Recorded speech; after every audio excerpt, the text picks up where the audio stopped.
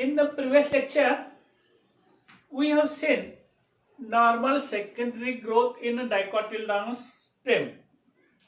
Here, tears of old dicot stem was taken. And how the secondary growth takes place, we have seen. Here, today, we are going to see normal secondary growth in dicot root.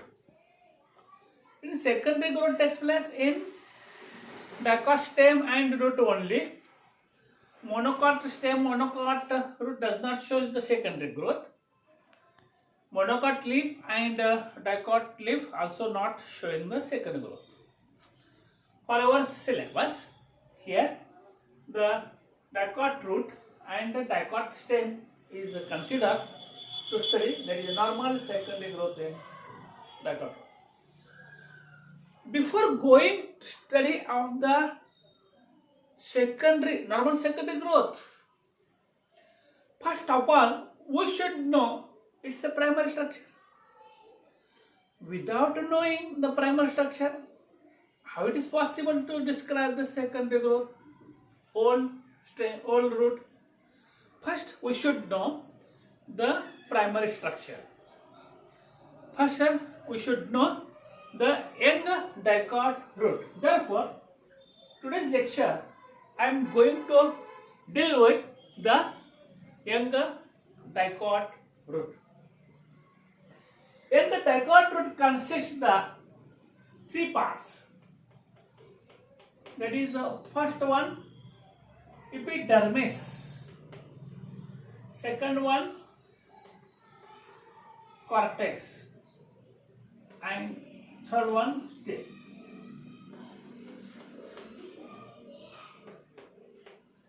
Case of young dicot root shows three parts: epidermis, cortex, and stem. The taste is always circular in outline. It consists the outermost layer. The cells are compactly arranged, somewhat rectangular cells. They lie one after another. They are having the single layer known as the inocerator. The epidermis in a root known as the epiblemma. It is known as the epiblemma, or it is known as the pyliferous. Or it is known as the pyliferous. Here, the stomata which are located in epidermis is absent, and the thick cuticle is absent in the roots. Though they are underground, the stomata and the thick cuticle is absent in the roots. These epidermal tissues gives rise to the outgrowths. Epidermal tissues gives rise to outgrowths. Trichomes, they are also known as hairs. These hairs are actually responsible for absorption of water, minerals, and salts from the substratum.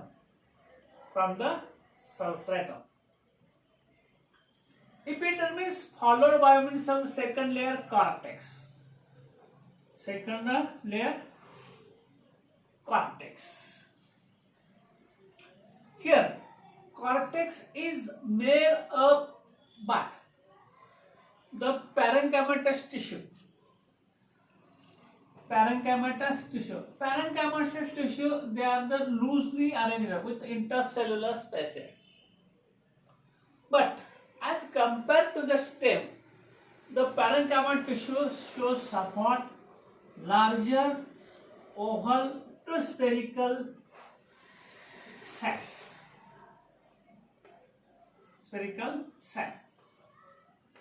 These larger oval spherical cells, they are loosely arranged. Always they are storage food materials. They have always cortex is made a storage food material. They have with the intercellular spaces. In a root, cortex is a major portion. Up to this day, major portion. TS of the root shows the cortex is a major portion, still is a shorter portion. But due to the limit of the board, I have drawn cortex is a somewhat shorter. Means as compared to this, still the major portion comprises of the cortex. See in the textbook. Then this is the cortex storage material gives the mechanical strength and support to the plant body. Here cortex ends in a endodermis whose walls are thick walled, barrel shaped, compactly arranged.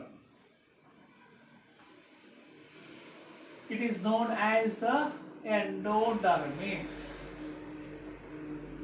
Endodermis. Here, there was having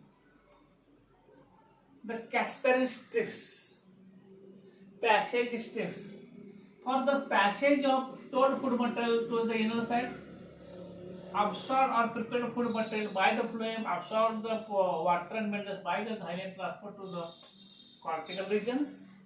Means having the sieves, perforations, and through which the food material or solid particles go in and out. The cells are found in the endodermis. Cells are found in the endodermis as compared to the epidermis. The cells are larger, barrel shaped. Then third region consists the still. Still itself consists the outer layer, that is the pericycle.